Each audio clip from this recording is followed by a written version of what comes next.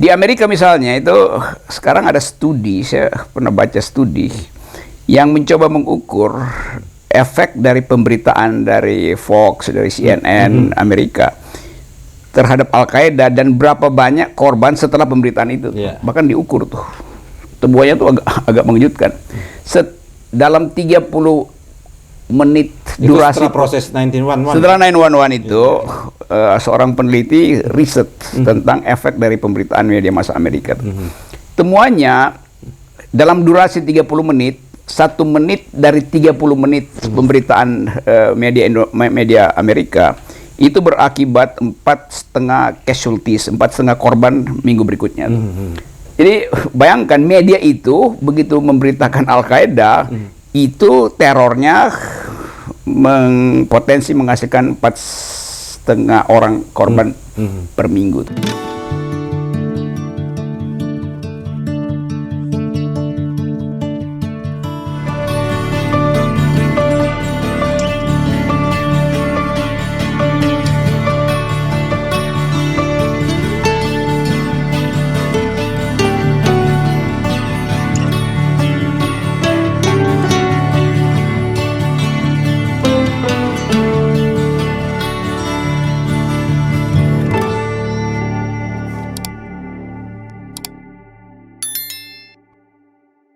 Kita pernah dengar juga ya, Rocky sempat ya ke tempat yang quotes and quote lah ya, datang ke sarang yang dianggap ada tempat persemaian lah, yang kaum radikal di Ngeruki di situ kan.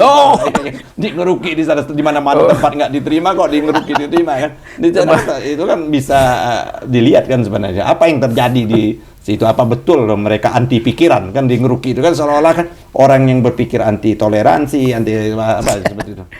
Itu Abu Bakar Bashir masih di penjara, dia saya diundang, ada adiknya, ada ya itu saya ke pesantren Ngeruki di situ, dan posternya gede-gede tuh bersama Rocky di Ngeruki tuh. Jadi ada permainan diksi juga di situ.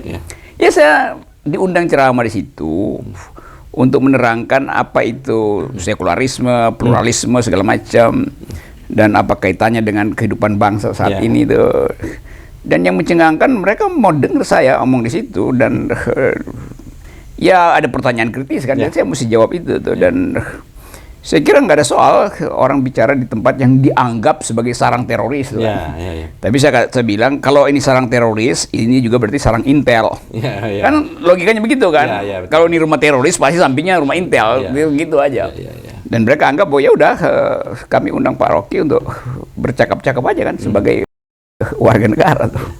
Apa yang dimaksud bahwa setiap dari rumah teroris ada sarang intel? Apakah bagian teroris yang bagian operasi intelijen? Kalau kita lihat kan isu terorisme ini kan isu yang berkepanjangan. Kalau kita lihat peradaban bangsa kan jauh-jauh sebelum itu kan dianggap teroris itu kaum barbar lah, yang ingin masuk ke kerajaan Inggris pada waktu itu, yang kaum yang tidak mengenal peradaban, yang merampok, memperkosa dan sebagainya.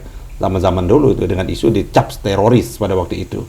Itu istilah yang sudah keburu melekat di dalam wacana publik kita, dan istilah itu paling gampang disodorkan bila pemerintah nggak punya penjelasan tuh, teroris segala macam.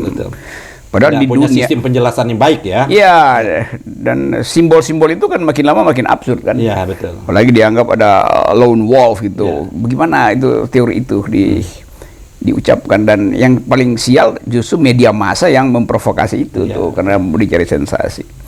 Di Amerika misalnya itu sekarang ada studi, saya pernah baca studi yang mencoba mengukur efek dari pemberitaan dari Fox, dari CNN Amerika terhadap Al-Qaeda dan berapa banyak korban setelah pemberitaan itu. Bahkan diukur tuh. Temuannya tuh agak mengejutkan. Dalam 30 menit durasi setelah proses 911. Setelah 911 itu seorang peneliti riset tentang efek dari pemberitaan media massa Amerika. Temuannya dalam durasi 30 menit, 1 menit dari 30 menit pemberitaan media Amerika itu berakibat 4,5 casualties, 4,5 korban minggu berikutnya. Jadi bayangkan media itu begitu memberitakan Al-Qaeda, itu terornya potensi menghasilkan 4,5 2,5 orang korban per minggu tuh. Jadi dia hitung itu dari 911 sampai 2019. Jadi riset itu. Nah itu riset kuantitatif kan, untuk melihat hubungan antara media massa dan terorisme. Tapi terorisme itu kan sesuatu yang harus dibayangkan sebagai kegiatan alternatif dalam politik dan nggak mungkin dihilangkan. Karena orang menganggap kalau dia teroris misalnya, dia menganggap bahwa saya pasti akan memperoleh pembenaran dari mereka yang merasa disolimi oleh rezim, yang merasa tidak memperoleh keadilan. Nah karena itu mereka mengambil jalan itu. Ya itu yang dia pilih dengan macam-macam alasan. Tapi yang lebih penting adalah ada orang yang tetap menganggap teroris ini mewakili pikiran kami sebagai orang yang tertindas, orang yang memperoleh ketidakadilan. Nah itu kan nggak bisa dihapus tuh. Nah kalau intelijen melakukan aktivitas, dia bukan dalam upaya untuk menghadang teroris, tapi untuk pembekalan, apa namanya itu, mendekati dan mempelajari cara berpikir seorang yang disebut teroris. Tapi kan kalau kita lihat sekarang ini ya, Bung Rocky ya, terorisme ini kan yang menjadi korban itu Islam, selalu dikaitkan dengan Islam seperti itu. Padahal kalau kita lihat literatur tentang Islam itu, ya apalagi bom bunuh diri itu tidak pernah dikenal. Memang Islam mengenal konsep jihad. Jihad kan tidak otomatis teror, seperti itu. Seperti itu. Selalu menjadi korban. Itu ada peneliti juga di Amerika, siapa ya? Saya pernah baca bukunya itu. Dia menyatakan bahwa menjadi pesakitan itu Islam, seperti itu. Dan kalau kita lihat juga setelah 911 itu kan Amerika banyak mendapatkan kan, dia memang rontok 2 gedungnya itu, gedung kembar itu, tapi dia dapatkan Irak, dia dapatkan lain sebagainya dalam kepentingan ekonomi, seperti itu. Ya itu yang disebut sebagai upaya untuk mengkontain sesuatu, agar supaya ada tukar tambah politik di belakangnya, kan. Nah, seringkali juga hal seperti itu dipraktekkan di dalam politik Indonesia tuh, karena ada sejarahnya tuh bahwa Islam selalu dianggap potensial untuk melakukan penggantian ideologi segala macam. Tapi pengkaitan itu akhir-akhir ini kan nggak bisa diteruskan lagi karena secara teoritis yang disebut ISIS itu 2013 sudah selesai. Yang sejak 2013 itu selesai dalam setahun yang lalu kan. Sehingga nggak ada polar lagi itu. Lalu dianggap bahwa itu lone wolf itu. Jadi istilah lone wolf itu juga istilah yang dibuat untuk menyelamatkan atau membuat teori baru setelah ISIS hilang itu kan. Padahal sebetulnya apa hubungannya antara seseorang yang mungkin frustrasi, kekesalan ekonomi, tapi tetap disebut lone wolf. Dan lone wolf itu tetap berimplikasi pada kegiatan seseorang yang berbasis agama, dan itu adalah Islam. Itu bahayanya tuh, pengaitan itu. Apa itu termasuk mensimplifikasi persoalan? Iya itu, kan begitu disebut lone wolf, apa namanya itu, pemain individual, lalu dianggap bahwa berarti ada yang membrief dia itu, mencuci otaknya itu kan. Lalu dicarilah keterangan di belakangnya yang potensial untuk mencuci otak seseorang siapa itu. Dikaitkan dengan disebut ustadz radikal, tapi nggak pernah mau disebut siapa itu kan. Jadi dikasih seolah-olah ada di atas kepala kita bergentayangan radikalisme yang dipelihara oleh para penceramah agama. Padahal intelijen punya kemampuan untuk mendeteksi itu. Lalu kenapa nggak dilakukan pendekatan atau pembicaraan? Kenapa diumpankan sehingga timbul korban? Biasa yang dilakukan adalah deradikalisasi, yaitu setelah tertangkap, bukan edukasi kan. Nah sebetulnya yang lebih penting adalah suasana bernegara kita itu memang memancing orang untuk bertindak keras tuh, karena kesulitan ekonomi, karena ketidakadilan di dalam politik, macam-macam lah. Tapi proses dialog itu kan menjadi hilang kan. Tadi kan contohnya kalau bisa dengan proses dialog, kan negeri ini kan dilahirkan dengan proses dialog ya. Buktinya kan yang dikategorikan sarang ya kan, tadi quote-unquote lah, teroris itu kan bisa berdialog. Artinya orang kita ini kan mampu berdialog seperti itu. Ya, seperti itu kan, pintu dialog itu yang ditutup. Ya kan, seharusnya dengan mengirim lah ya berbagai macam orang yang siap untuk berdialog itu, mungkin metode itu yang lebih tepat untuk tidak hanya sekedar radikalisasi sebagai proyek ekonomi ya. Seperti itu. Ya mestinya begitu, dan kan di kabinet harusnya ada semacam sebut aja tradisi untuk misalnya setiap minggu presiden undang tokoh yang dianggap radikal bicara didampingi oleh seorang pakar supaya publik melihat oh itu ada pembicaraan serius di antara mereka yang berseberangan pikiran itu. Sama seperti dulu Presiden François Mitterrand mengundang lawan debat sore-sore ngopi sambil bicara semua isu itu. Itu yang nggak ada tuh.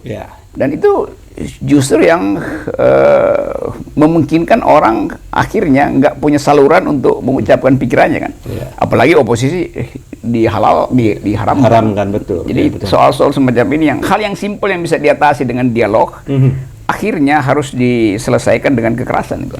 Ya, sebenarnya kan proses yang kalau kita proses kesejarahan kita ini, kalau saya pelajari itu sebenarnya tidak ada genuine betul kalau kita mau kata terminologi pemberontakan itu memang awalnya di pemberontakan. Karena ada proses perbedaan pandangan itu, tapi diatasi dengan kekuatan senjata kalau kita lihat seperti itu. Termasuk Darul Islam yang ada di Bandung kan. Karena kekecewaan juga mereka karena ada proses perjanjian yang dilakukan Indonesia dengan Belanda, pemerintahan di ibu kota, ya kan. Sebagian ke Jogja, terus mulai melakukan rasionalisasi di kepangkatan militer kan. Mereka yang selama ini laskar-laskar ya, yang pemberani mungkin, tapi mereka tidak di latar belakang pendidikan dan macam-macam dan sebagainya, sehingga waktu terjadi rasionalisasi kan tentu pangkat mereka berkurang, hilang kan, yang model naga bonar menjadi hilang seperti itu. Nah itu membuat kekecewaan seperti itu, tapi proses dialog itu sesungguhnya berhenti seperti itu. Saya lihat juga argumentasinya Kahar Muzakar, saya 100 tahun yang dalam rangka 100 tahun saya ikut di Zoom yang dilakukan oleh mereka, luar biasa sebenarnya gagasan-gagasan mereka. Saya baru tahu tidak hanya dia berlatar belakang seolah-olah pemberontak, tapi ada ide dan gagasan juga yang disampaikan oleh mereka itu. Ya itu pentingnya menghormati pikiran yang berbeda itu, gagasan apapun. Dan gagasan itu hanya disebut gagasan kalau dia bisa diajukan dan dibantah orang kan. Itu. Jadi pemerintah mestinya menganggap harusnya mempersilahkan seluruh gagasan itu diucapkan. Tapi pemerintah mesti siap untuk berargumentasi kan. Nah kalau nggak ada fasilitas itu, lalu pemerintah curiga ini gagasannya radikal, ini absolut, ini teokratis. Dan ini lebih parah yang bisa mengatakan radikal atau tidak radikal pemerintah. Ya justru itu pemerintah langsung pakai barometernya dia. Iya, padahal dia nggak berani berdebat. Misalnya, apa sih artinya keadilan sosial bagi pikiran-pikiran radikal tuh? Sebetulnya si teroris punya ide tentang keadilan sosial. Nah, kan mestinya kita dengar tuh apa idenya tuh. Mungkin nggak dijalankan. Nah, pemerintah selalu menunggu korban lalu menuding kan itu. Buruknya di situ tuh.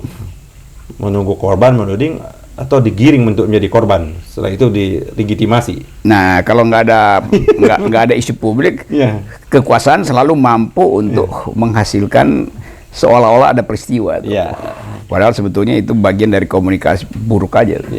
Seharusnya kan itu kalau komunikasi tugasnya para jubir-jubir itu kan, seharusnya bagaimana mengkomunikasikan antara istana dengan rakyat, dia kan seharus seperti itu.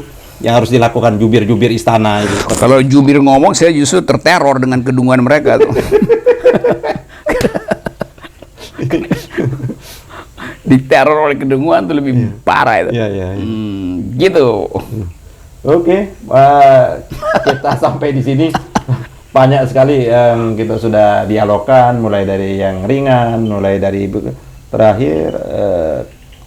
Ada buku-buku di depan ini buku luar biasa. Saya belum pernah ini ke sini nih, Raja Empat ini luar, tapi sudah dikelola dalam bentuk dikapitalisasi betul ini. Kita jauh-jauh hari harus booking tempat di sana ya. Begitu pernah juga ke Raja Empat? Enggak, saya belum pernah. Karena itu saya lagi baca-baca buat pergi gitu. Saya membaca dulu baru di YouTube-nya dan tentangnya luar biasa alam di Raja Empat ini. Ya, Indonesia itu spot pariwisatanya berlimpah itu dan berlimpah. Saya nggak dikelola ya dengan baik ya. Sebenarnya itu juga potensi income negara luar biasa. Nah, harusnya bagian-bagian ini yang diolah jadi soft power kita tuh, dan orang kan datang ke negeri untuk lihat keunikannya. bukan untuk menyaksikan gorong-gorong gitu, dan nggak ada orang berwisata ke gorong-gorong. Ya, lihat kalau kita lihat pantai Patani apa masih jauh lebih indah pantai-pantai kita ya seperti itu. Iya itu. Misalnya di depan Ternate itu ada seperti gunung yang sekaligus jadi kota itu. Apa namanya itu? Gunung? Enggak, Gama Lama itu di Ternate itu. Tapi di Tidore itu. Itu gunung Makirumbe apa itu. Jadi saya naik Gunung Gama Lama di Ternate buat menyaksikan keindahan gunung di sebelahnya tuh, Gunung Tidore itu tuh. Lalu saya pindah ke Tidore untuk menyaksikan keindahan Gama Lama di Ternate itu. Dan itu kan cuman beda 1 jam itu naik atau setengah jam naik perahu tuh. Dan itu bisa diolah untuk menghasilkan keunikan Indonesia bahwa 2 gunung bisa bercakap-cakap di situ. Apalagi kalau mitologinya kita bangun bahwa ada burung besar yang mengangkat tanah karena kekuasaan langit. Lalu sebagian tanah itu jatuh di Ternate, sebagian jatuh di Tidore. Dua-duanya jadi gunung gitu. Berarti ada persahabatan datang dari tanah yang sama. Kan itu keren tuh. Nah mestinya pemerintah itu menciptakan narasi-narasi yang berujung pada pendidikan kemanusiaan dari pariwisata. Bukan sekedar jual resort yang sebetulnya dimiliki juga oleh menteri-menteri itu kan. Siap menteri punya resort sekarang kan. Jadi kalau diminta pariwisata, ya itu buat kepentingan koceknya si menteri. Jadi pariwisata itu lebih banyak di resort, bukan bagaimana menggali akar budaya dan akar peristiwa yang ada di situ ya. Apa karena kekeringan ide ya? Iya, karena kering ide dan nggak mampu untuk lahirkan sesuatu yang distinct, yang unik. Karena dianggap kan ini soal APBD. Jadi pariwisata selalu diukurkan melalui pendapatan negara tuh, bukan untuk menanamkan sesuatu yang akan diingat orang jauh ke depan.